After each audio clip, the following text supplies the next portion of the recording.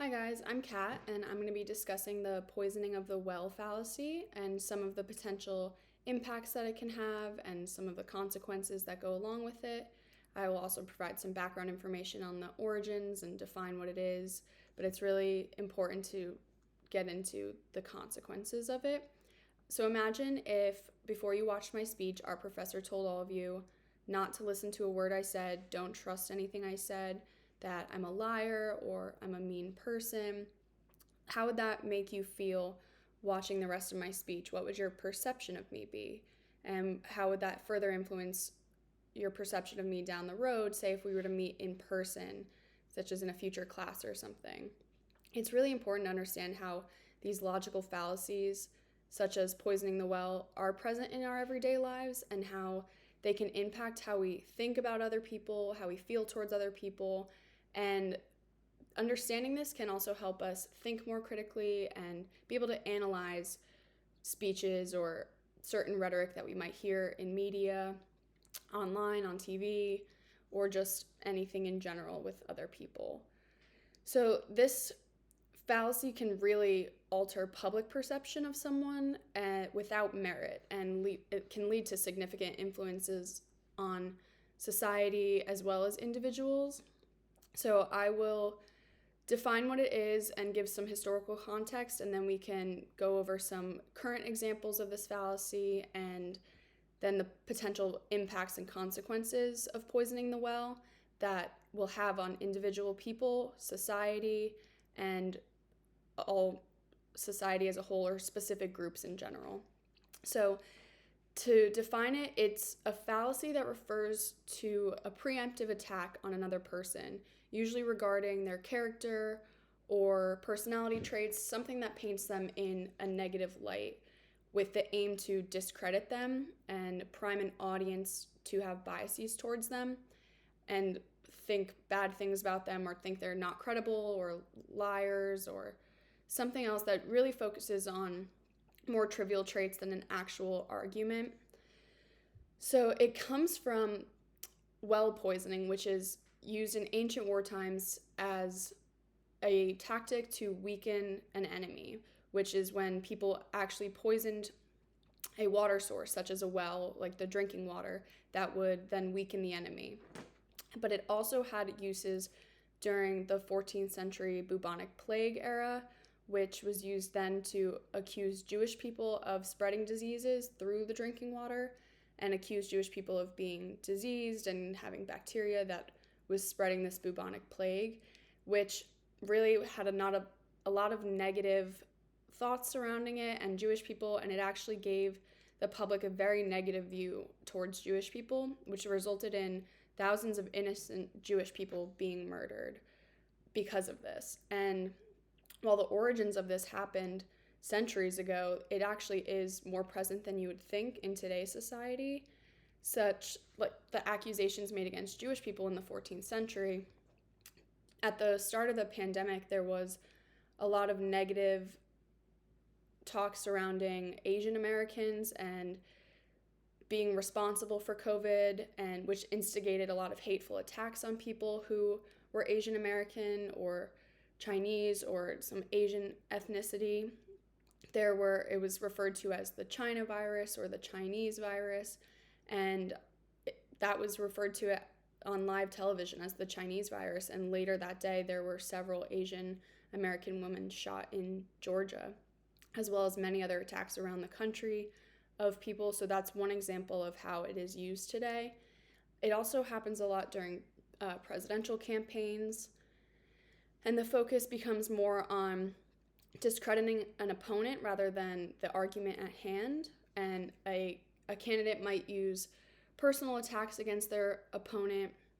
for something such as race, gender, age, rather than actual policy that they are arguing. And this aim is to discredit their opponent entirely, and audiences or voters are then primed to view the other candidate negatively.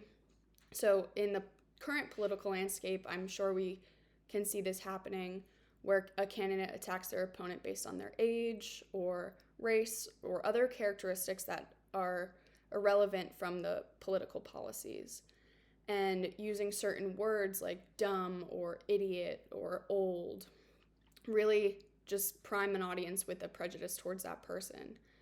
Another example of how this would be used is if a candidate were to say if they lost the election, then it was rigged or the other side won by cheating. But if they won the election, then that was legitimate and everything was done fairly.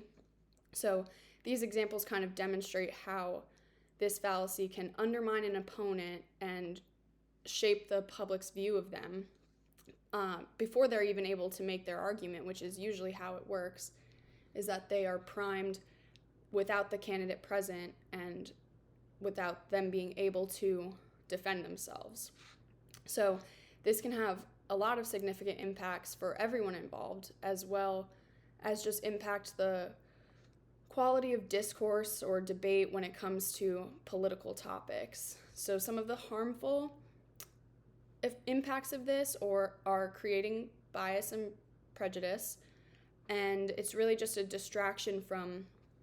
topics of actual politics and policy and focusing more on personal attacks, which just undermines the quality of discussion and can be damaging to a person's reputation, career, image. It can make it really difficult for them to be taken seriously again or regain trust that they might have had if others now have a negative view towards them. And it can, for personal issues that it can have, is it can cause someone to have a lot of stress or anxiety, struggles with mental health. And for society, it can really cause a divide in society, or this polarization that we potentially see if it's not recognized immediately. And the thing with this is it can be persuasive and convincing to hear, especially if it's coming from someone who is in power or authority or somebody that's trusted and respected by people. So it really neglects to use any sort of critical thinking or analytical thinking, and it just kind of keeps everything at face value with just saying that candidate is old when it's irrelevant from their policies or the topics that they really want to talk. So understanding these impacts really demonstrates how crucial it is for us to be able to recognize this type of rhetoric that is going in a negative way, and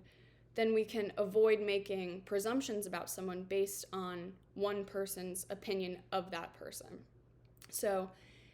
in conclusion, the poisoning of the well fallacy is really, it's a tactic used to discredit an individual before they've even had a chance to present their argument, which is detrimental and has consequences to both individuals and society or groups as a whole, because the public perception of a person is changed using a simple tactic such as this, which might not even be caught on to by many people if they're unaware of it or understand how to recognize it. So I really encourage you all to keep this in mind for the future, and when you see things in the media or potential upcoming presidential debates, next time you hear someone try to discredit another person before they've even had the chance to state their argument or they're there to defend themselves, just remember to use critical thinking and evaluate what's being said and how accurate all of this information might be. And then we can make informed decisions. And by really challenging the concept of poisoning the well, we can have a little bit more rational or respectful discussions that involve more important topics rather than trivial topics such as a person's age. Thank you.